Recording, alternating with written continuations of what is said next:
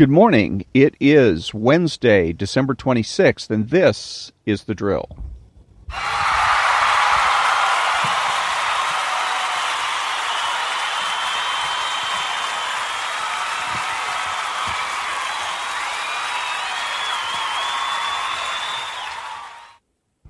Thank you very much, and this is Ron, your host, the only true conservative in the United States of America today, because I'm the only one that makes the presumption for the status quo.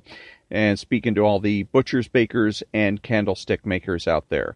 One of the tricks that the left likes to play on the public and to get them to come over to their side without them really realizing that they're doing it is anti-role models. They also use anti-concepts and other things of that nature. Instead of going, because it's easier to do an anti rather than telling people not to do something.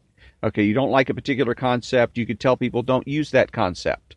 Don't say this, don't think this.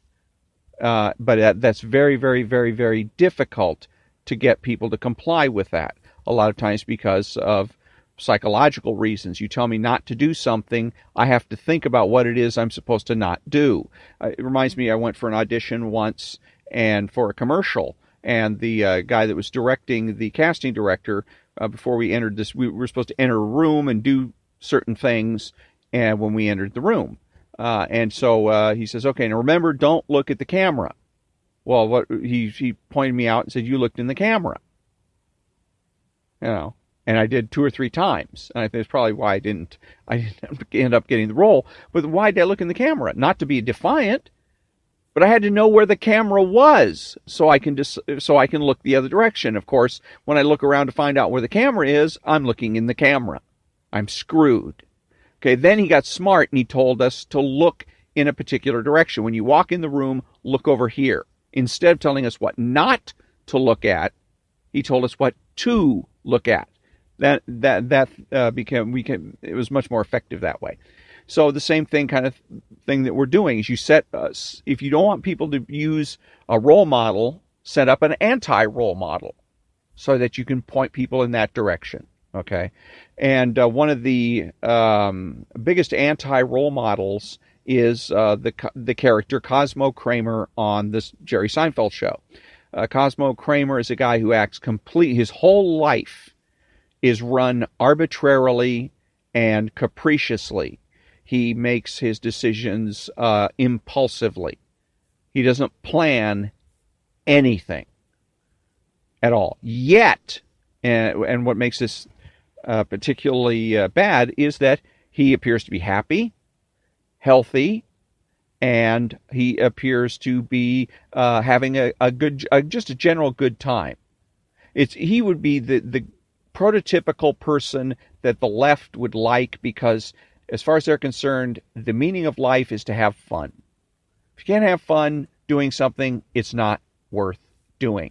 And that seems to be the motto of Mr. Cosmo Kramer.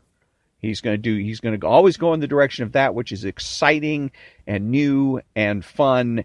And as soon as it quits being fun, he's off onto something else. So he's impulsive, he has no self-discipline, and that leads not to a Cosmo Kramer type of guy who's having a great time in life, but that's the way it looks to the audience, of course. Wow, I wish I could be Cosmo Kramer. He looks like he's having a great time. But it leads to depression and suicide, because your life is completely out of control, because you lack self-discipline. And anything worth having is worth using discipline to get.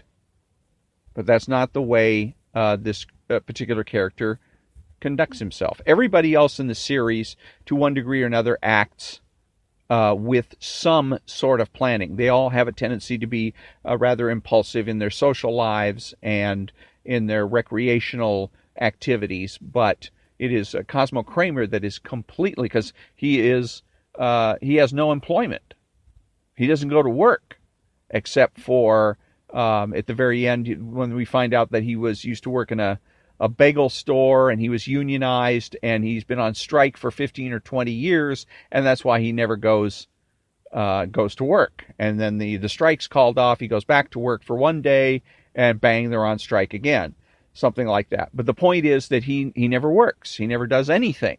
And again, he just flits from one idea to another idea to another idea because he lacks self-discipline. He doesn't think anything through. He doesn't look at the consequences of his actions, and he doesn't consider alternatives. He doesn't sit and think and create a plan and stick to the plan. He just goes out and has and acts impulsively and apparently has a good time doing it. But it's fiction. Impulsivity, again, is going to lead to depression. Your life starts spinning out of control. As it spins out of control, what do you do to try to get back? You act impulsively again. Because when you're spinning out of control, you're feeling, down, depressed. So the lesson you've learned from the left is the way to get out of depression is the whole objective is to have fun. The way to have fun is to act impulsively.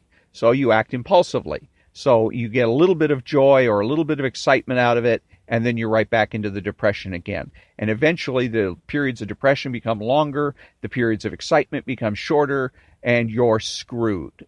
But that's not the way it's portrayed, of course, on the Seinfeld show. So he's portrayed as the ultimate goal, the ultimate role model, the person everybody wants to be like, but he isn't. So when I come back, I'm going to be reading from the Ayn Rand lexicon, and then I'm going to be reading from the 50 books that screwed up the world, and also not the 50 books, the 10 books that screwed up the world and 5 that didn't help, and then the 10 books that every conservative must read when I come back.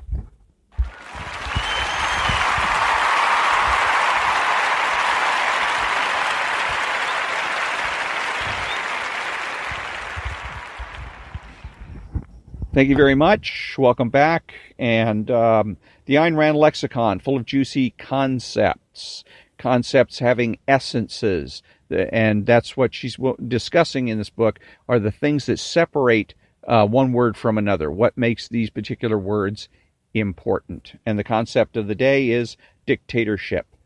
A dictatorship is a country that does not recognize individual rights, whose government holds total, unlimited power over men. There are 4 characteristics which brand a country unmistakably as a dictatorship: one-party rule, executions without trial or with a mock trial for political offenses, the nationalization or expropriation of private property, and censorship. A country guilty of these outrages forfeits any moral prerogatives, any claim to national rights or sovereignty, and becomes an outlaw. Volumes can be and have been written about the issue of freedom versus dictatorship, but in essence, it comes down to a single question: do you consider it moral to treat men as sacrificial animals and to rule them by physical force? The right of a nation to determine its own form of government does not include the right to establish a slave society, that is, to legalize the enslavement of some men by others. There's no such thing as, quote, the right to enslave, unquote. A nation can do it, just as a man can become a criminal, but neither can do it by right. It does not matter in this context whether a nation was enslaved by force, like Soviet Russia, or by vote, like Nazi Germany. Individual rights are not subject to a public vote. A majority has no right to vote away the rights of a minority. The political function of rights is precisely to protect minorities from oppression by majorities. And the smallest minority on earth is the individual. Whether a slave society was conquered or chose to be enslaved, it can claim no national rights and no recognition of such rights by civilized countries. Dictatorship nations are outlaws. Any free nation that had the right to invade Nazi Germany, and today has the right to invade Soviet Russia, Cuba, or any other slave pen. Whether a free nation chooses to do so or not is a matter of its own self-interest, not of respect for the non-existent, quote, rights, unquote, of gang rulers. It is not a free nation's duty to liberate other nations at the price of self-sacrifice, but a free nation has the right to do it when and if it so chooses. This right, however, is conditional, just as the suppression of crimes does not give a policeman the right to engage in criminal activities. So the invasion and destruction of a dictatorship does not give the invader the right to establish another variant of a slave society in a conquered country. Dictatorship and determinism are reciprocally reinforcing corollaries. If one seeks to enslave men, one has to destroy their reliance on the validity of their own judgments and choices. If one believes that reason and volition are impotent, one has to accept the rule of force. It is a grave error to suppose that a dictatorship rules a nation by means of strict, rigid laws which are obeyed and enforced with rigorous military precision. Such a rule would be evil, but almost bearable. Men could endure the harshest edicts, provided these edicts were known, specific, and stable. It is not the known that breaks men's spirits, but the unpredictable. A dictatorship has to be capricious. It has to rule by means of the unexpected, the incomprehensible, the wantonly irrational. It has to deal not in death, but in sudden death. A state of chronic uncertainty is what men are psychologically unable to bear.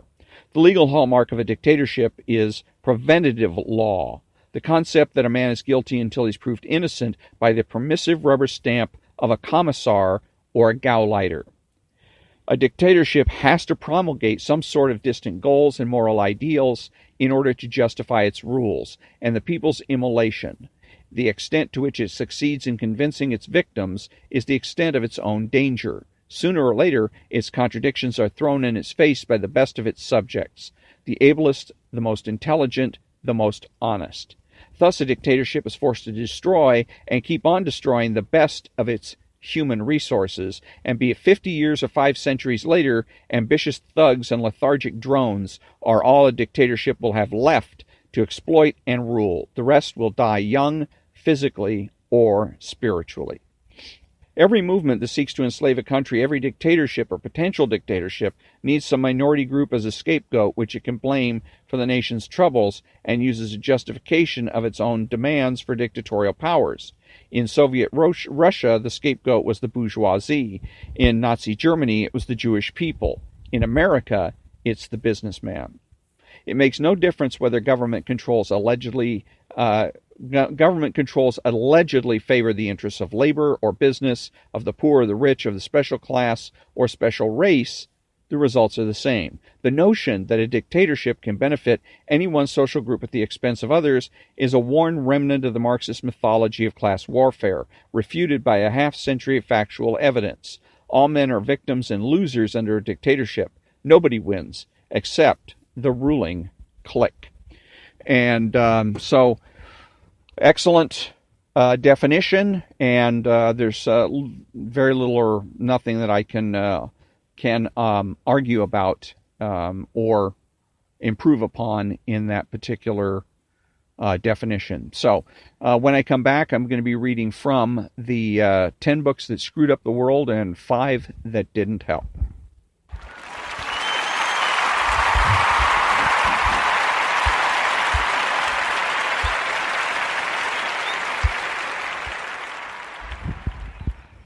Thank you very much. And the 10 books that screwed up the world and 5 that didn't help. And we're on the chapter about Marxism, the Communist Manifesto.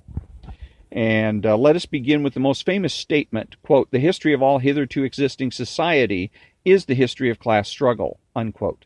If you had read a fair amount of history, not written by a Marxist historian, your reasonable response might be something like this. Well, Carl, certainly understanding the dynamics between social classes helps us to appreciate a significant part of each society's history, but there are a multitude of other aspects of human social life that defy so simple a formula. We should be wary of such a generalization, if for no other reason than that the existence of different classes in any particular society has a host of complex causes. The intellectual aspects of culture, for example, seem to have little to do with the existence of or struggle between social classes. Such comments, Marx would shoot back, are, quote, "not deserving of serious examination," unquote. Really? Dare I ask why not? Quote, "Does it require deep intuition to comprehend that man's ideas, views, and conceptions, in one word, man's consciousness, change with every change in the condition of his material existence, in his social relations, and in his social life?" Unquote.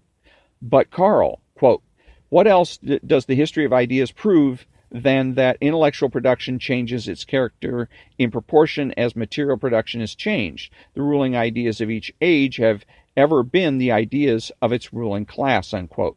Yes, well, I can see a certain, quote, the history of all past society is consistent in the development of class antagonisms that assume different forms at different epochs, unquote. As I said, while class distinctions are important, quote, but whatever form they may have taken, one fact is common to all past ages: the exploitation of one part of society by the other, unquote.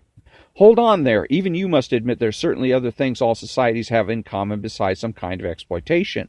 What about the desire for justice, the love between man and woman, the institution of marriage, the, quote, no wonder, the social consequences of past ages, despite all the multiplicity and variety it displays, moves within certain common forms or general ideas, which cannot completely vanish except with total disappearance of class antagonisms, unquote. Come again, the disappearance of justice, love, and marriage? That's what communism will give us, along with snatching up everybody's property? Quote, the communist revolution is the most radical rupture with traditional property relations. No wonder that its development involves the most radical rupture with traditional ideas. In place of the old bourgeois society with its classes and class antagonisms, we shall have an association in which the free development of each is the condition for the free development of all, unquote. So flows the torrent from Marx's pen, battering opponents with abstractions rather than replying in detail to objections. If you disagree with him, then you are worse than an idiot. Your very disagreement proves his thesis. Because all ideas are merely the reflections of social class, then the only reason you could have for disagreeing with Marx is that your head is filled with the ideas of the old bourgeois society, the capitalist class that is oppressing the working class. You are then an obstacle to be eliminated by the proletarian revolution rather than a legitimate objection to be answered by reason. If you've never encountered a Marxist or read Marx himself, all of this heaping flow of abstractions probably makes little sense. So for the benefit of clarity, let's pick up his argument apart and look at its assumptions. So that gave you an idea, again, of what the techniques that the left uses, that they consider everything to be a matter of power, even conversations. So the idea is to dominate the conversation, not to engage in a legitimate debate where you ask and answer questions. And also it is about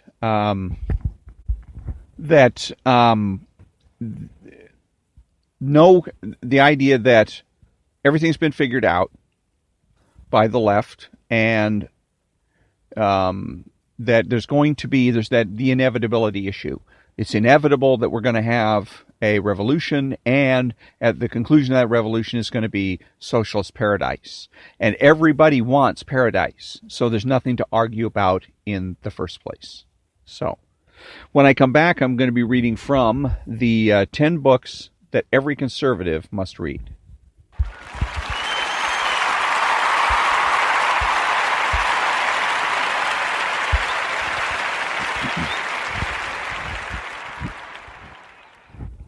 Thank you very much. The 10 books that every conservative must read, also written by Benjamin Wiker, who wrote the 10 books that screwed up the world and 5 that didn't help.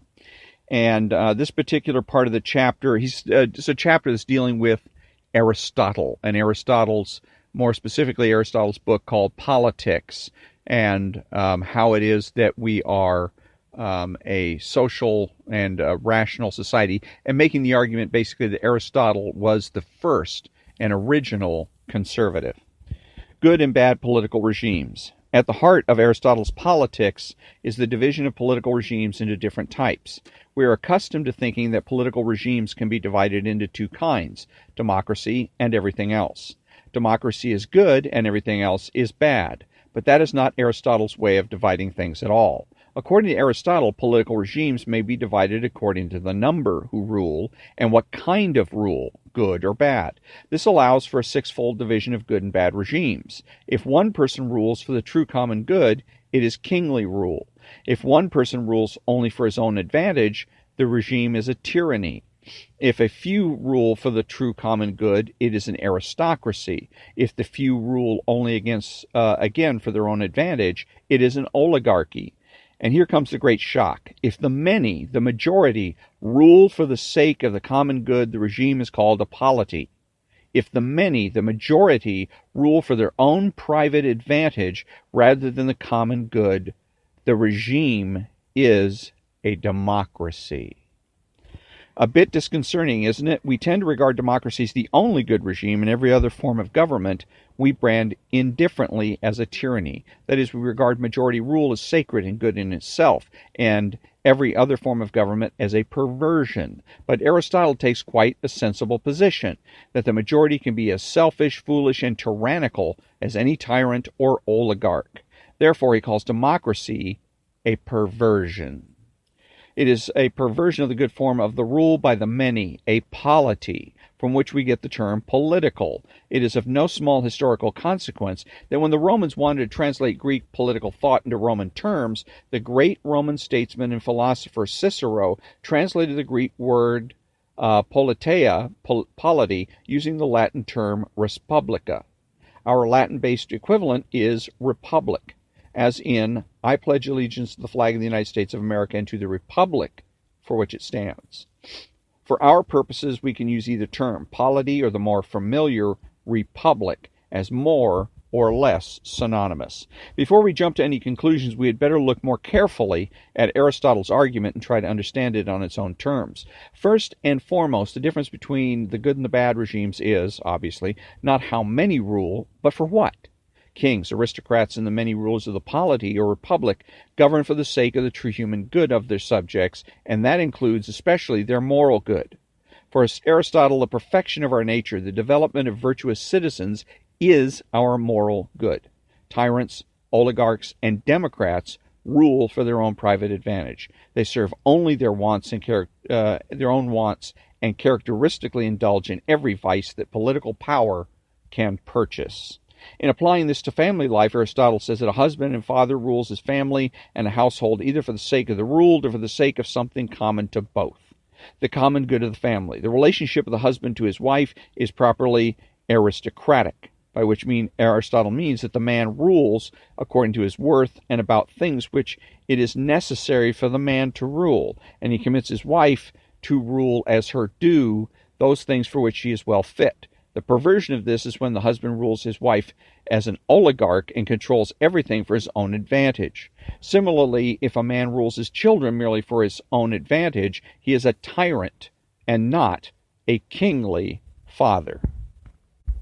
Turning back to the political realm again, for Aristotle it is better to live under a good king than in a democracy or oligarchy, or in a good republic rather than under a tyrant. In short, any good form is better than any bad form. But even here, among the good forms, where there is a kind of ranking. For if there were one person preeminent in virtue, a man of supreme goodness, it would be good for, quote, everyone to obey such a person gladly, unquote. Aristotle does not say that we should abolish every bad form of government and replace it with a good one. For Aristotle, prudence is the wisdom of politics, and to be prudent means that you can't snap a bent board straight without breaking the board. That is destruction, not reform. Instead, you take what you actually find and you work to make it better. There's very good reason for this cautious approach. True kingships, aristocracies, and republics are rare because true virtue is rare, either among the rulers or the ruled. Human wickedness is all too prevalent, and that means we're far more likely to find as a political material to work with tyrannies posing as kingships, oligarchies posing as aristocracies, and democracies posing as republics. The reality of wickedness or sin makes the creation of perfect political regimes humanly impossible, and it ensures that any imprudent attempts to create political perfection or utopia will end in disaster. Conservatives believe in original sin or the simple reality of human wickedness, and understand that this limits what good politics can achieve. Aristotle spends far more time on the bad regimes than the good because we're far more likely to be faced with bad regimes than good ones. Therefore, we will focus primarily, as he does, on oligarchy and democracy. And so that brings us to the end of that particular section, but I just wanted to say I was shocked at what he just said, that, first of all, that a democracy is a bad thing. and that what we're really the real goal here is polity, and that that is synonymous with a republic. So it certainly explains a lot why it is that the founders were looking to create a republic rather than a democratic form of government. And at this point, that brings us to the conclusion of yet another episode of The Drill. And until next time, thank you very much for listening, and have a great day.